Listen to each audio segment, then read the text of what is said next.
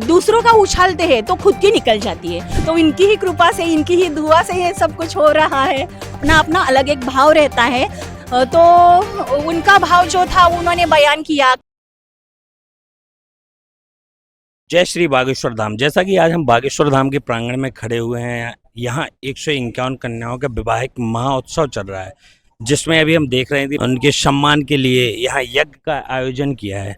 हम इनसे जानते हैं कि इसके यज्ञ की प्रक्रिया क्या है और यह क्या करेगा शहीदों के लिए। नमस्कार। नमस्कार, जय सीताराम। क्या नाम है आपका? मेरा नाम सुजाता गौरीहर उबारे है। मैं महाराष्ट्र सांगली जिले से तासगांव गांव से आई हूँ।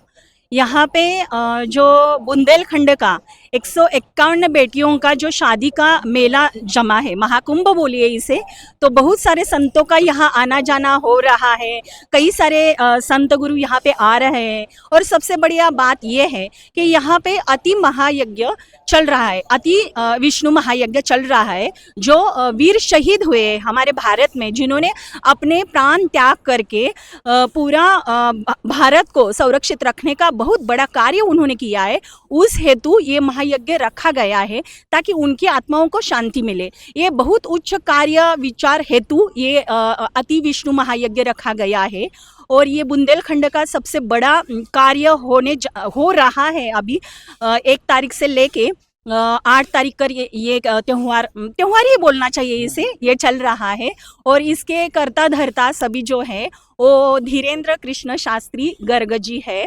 जो जो सबका क्रेडिट जाता है वो उन्हीं को जाता है। और उसके बावजूद यहाँ जो इतने सेवादार कार्य कर रहे हैं, माने पूरे वर्ल्ड से यहाँ पे लोग आए हैं और भारत के सभी जगह से लोग आए हैं, वो अपनी सेवा अपने दिल जी जान से दे रहे हैं।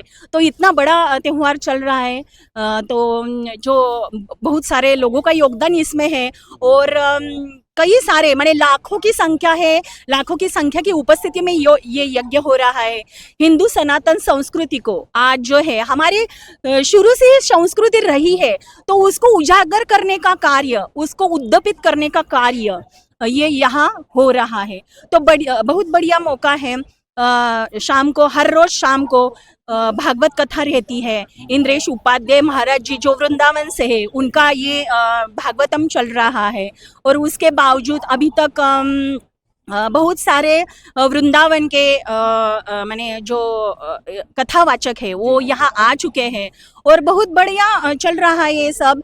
और आनंद से, चाव से, भक्तिपूर्ण भाव से ये सब कुछ चल रहा है।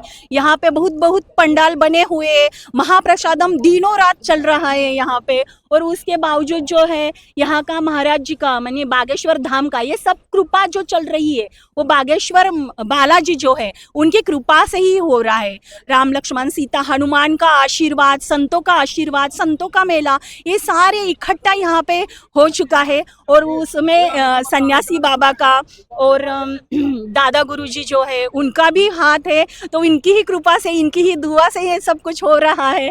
और महाराज जी के जो भक्त हैं बहुत सारे, वो बड़े चाव से, ये भक्ति भाव से ये सब कुछ कर रहे हैं।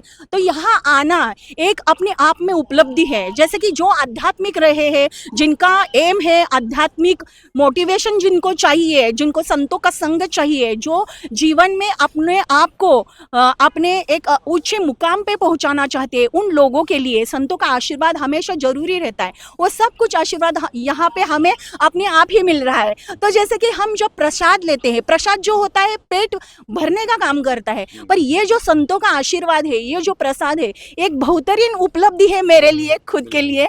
तो मेरा यहाँ आने का उद्देश्य यही पे सफल हो जाता है। उसके बावजूद यहाँ पे दिव्य दरबार भी हो रहा है। और शाम को जो अलग अलग जगह के बुंदेलखंड जो है, बुंदेलखंड में उत्तर प्रदेश के और मध्य प्रदेश के 15 जिले आते हैं कुल मिला के। तो उनमें से जो अलग अलग जगह के जो हाईएस्ट लेवल के, टॉप मोस्ट के जो कलाकार है, माने वो गायक हो, जुगलबंदी का कुछ गायन हो या फिर सांस्कृतिक कलाएं हो, ये सभी का सादरीकरण हुआ है। और उससे बढ़िया बात ये रही कि गुजरात से, माने एक्चुअली एक ग्रुप आया है गुजरात से, पर वो बिलोंग करता है अफ्रीकन से। तो अफ्रीकन लोग हैं, तो उनका भी उन्होंने उनका संस्कृति उसमें दिखा दिया है कलाकारी में। तो बहुत बढ़िया है। कल सुरभि चतुर्वेदी जी आई थी। उसके बाद में मैंने अपने अपने राम पहले 3 दिन प्रोग्राम हुआ है, 29 तारीख मैंने 27 तारीख से अपने अपने राम कुमार विश्वास जी का हुआ था, वो तो सबसे बेहतरीन था। अभी बद्रीनाथ से बालकृष्ण महाराज जी भी आए हैं, बालकृष्ण योगेश्वर महाराज जी भी आए हैं। तो हर रोज अलग अलग जो बड़े बड़े संत साधु हैं जिन्होंने बाहर जाके तपस्या की है, अपने पूरे देह को भगवान को समर्पित किया है, वो सारे साधु संत यहाँ आए। तो इतना सारा यो जो है बढ़िया आयोजन है, तो धन्यवाद चाहूंगी बागेश्वर बालाजी को, सन्यासी गुरु को। आप कब से जुड़े हुए हैं बागेश्वर धाम से, और आपको कैसे पता चला था कि धीरेन्द्र कृष्ण शास्त्री के पास आपको जाना चाहिए? वैसे तो मैं YouTube से ये देखा करती थी वीडियोस। वैसे तो मेरा बचपन से ही आध्यात्मक से लगाव जुड़ा है। मैं वैसे जाया करती हूँ वृंदावन, अलग अलग महाराज जी का दर्शन लेना, फिर ये इधर उधर मैंने भागवतम श्रवण करना, ये मेरे को बहुत अच्छा लगता है, तो मैं जाया करती हूँ। तो महाराज जी का जब सुनती हूँ तो बागेश्वर बालाजी के उनके प्रति उनका जो डिवोशन है और उनकी जो एनर्जी वर्कआउट करती है, तो यहाँ आके मैं पहली बार जब आई थी, 2 महीने पहले आई थी मैं यहाँ पे पहली बार, तब वहाँ पे मेरे को एक शांति महसूस हुई थी। तो ये सबसे बड़ी बात है। और उससे ज़्यादा भी है ना, जैसे कि राम भक्त कृष्ण भक्त जो रहते हैं, तो राम से लगाव रखते हैं, कृष्ण से लगाव रखते हैं, राधा रानी से लगाव रखते हैं। तो ये सब महाराज जी के प्रवचनों से तो मिलता ही है। तो मैं जुड़ी हूँ प्रवचनों के संग में, ना कि दिव्य दरबार के। दिव्य दरबार भी बहुत बढ़िया है। कुछ अर्जी लेकर आए थे क्या आप, जो आपकी इधर पूरी हुई है? अर्जी वैसे तो कैसा है ना, यहाँ आते हैं तो अपने आप ही सारे मैंने मनोकामना अपने ही आप ही पूरी होने लगती है ना। जैसे कि जो गॉड रहता है तो उसको पता होता है ना हमें क्या चाहिए क्या नहीं है, तो वो अपने आप ही पूरा कर लेता है। और उसमें यदि महाराज जी का योगदान और रहता है स्पेशली, तो कई लोगों के मन्नतें पूरी हो रही है, और मेरी तो हो चुकी है पहले से ही। आप कुछ अर्जी लेकर आई थी जो हमारे दर्शकों को बताना चाहेंगी?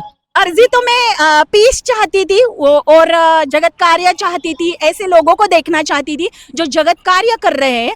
तो मेरा जो पर्पस था, मैंने ऐसे लोगों को मैं देखा करूं कि जो जगत कार्य करने हेतु लालायित रहते, तो मैं उनको देखना चाहती थी। मेरा सारा सपना यहाँ पे पूर्ण हो रहा है, यही मेरी अर्जी थी और कुछ नहीं। अच्छा, आप जहाँ से हैं, आप अपने उधर के लोगों को कुछ बोलना चाहेंगी कि ये इधर से जुड़े, कैसा क्या है जो भी? हाँ, जैसे कि महाराष्ट्र के बहुत सारे लोग हैं, सांगली जिले से बहुत सारे लोग हैं, या फिर भारत के कई जिलों से जो लोग हैं, तो आप यूट्यूब पे उनके चैनल्स हैं, तो वो आप देखा करो। डमरू नाम का उनका अलग एक ये आया है, एप्लीकेशन आया है। तो डमरू नाम का जो आप एप्लीकेशन डाउनलोड करोगे तो उससे आपको सब कुछ पता चलेगा। और महाराज जी के यूट्यूब पे है, फेसबुक पे है, इंस्टाग्राम पे है, तो सभी पे आप महाराज जी का देख सकते हैं।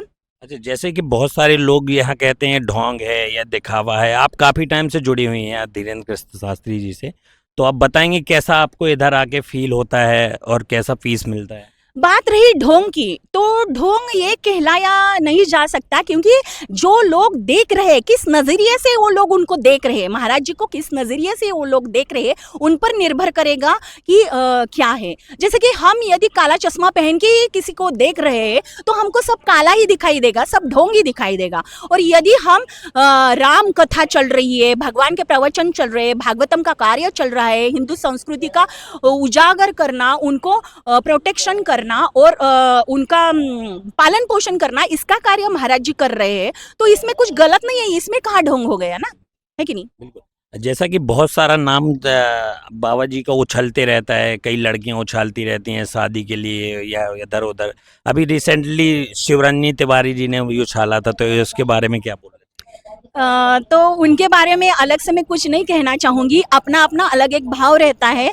तो उनका भाव जो था उन्होंने बयान किया, कई लड़कियां हैं उनका जो भाव रहता है वो बयान करती है, इसमें कुछ वैसे हर्ज नहीं है। फिर भी कैसा रहता है ना कि भाव यदि हमारे अलग रहे तो फिर भी शादी मैंने अपना अपना ये रहता है ना, क्योंकि उनका इंडिविजुअल मामला है, ये क्या करना चाहे वो उनका इंडिविजुअल मामला रहा, उसमें कोई कर नहीं सकता है ना। नहीं, लेकिन इंडिविजुअल के साथ साथ उन्होंने वो पब्लिक में उछाला और उसको पब्लिसिटी का स्टंट दे दिया गया। हाँ, अभी उसके बारे में मेरा इंडिविजुअल कहा जाए तो मैं ये कहना चाहूँगी कि जैसे कई धर्मगुरु रहते हैं, तो हमें ये भी ख्याल रखना चाहिए कि हम अपनी मन की बात डाल सकते हैं, पर ऊंचे लोग हमारे जो माने बड़े लोग होते, माता पिता होते, यानी माने उनसे भी बड़े लोग होते, उनकी सहायता से यदि हम कुछ करते हैं तो अच्छा रहेगा। ना कि हम हमारी कैसे है ना, जब हम किसी के दूसरों का उछालते हैं तो खुद की निकल जाती है। तो ये हमें हमेशा ध्यान रहना चाहिए कि जो भी हम कार्य कर रहे हैं, हाँ, कि कई लोगों की इच्छा है, कई लड़कियों की इच्छा है कि शादी करना है, ठीक है, शादी करो, किसी से भी करो, कोई बात नहीं है। पर एक संस्कृति है, भारतीय कल्चर है कि जिसमें हमारे पूर्वजों का, माता पिता का, हमारे दादा दादी का, नाना नानी का रोल बढ़िया रहता है, और उनकी सहायता से, उनके विचारों से यदि आगे बढ़े तो संस्कृति का भी पालन पोषण होता रहेगा। और सनातन धर्म यही कहता है ना कि ये करना चाहिए।